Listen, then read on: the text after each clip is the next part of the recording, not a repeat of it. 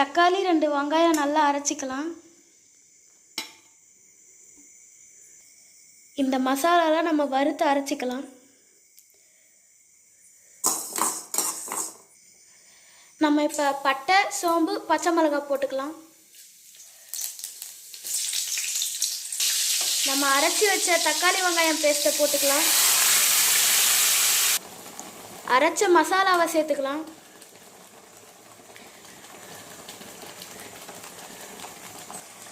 Chilli பவுடரும் உப்பும் நம்ம சேர்த்துக்கலாம்.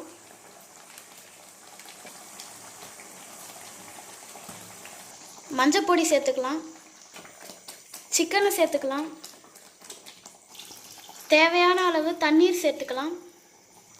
இதை நம்ம மூடி போட்டு வேக வச்சுக்கலாம். பெப்பர் பவுடர் சேர்த்துக்கலாம். அரைச்சி விட்ட சிக்கன் குழம்பு ரெடி. இந்த வீடியோ பிடிச்சிருந்தா லைக் பண்ணுங்கள், ஷேர் பண்ணுங்கள், சப்ஸ்கிரைப்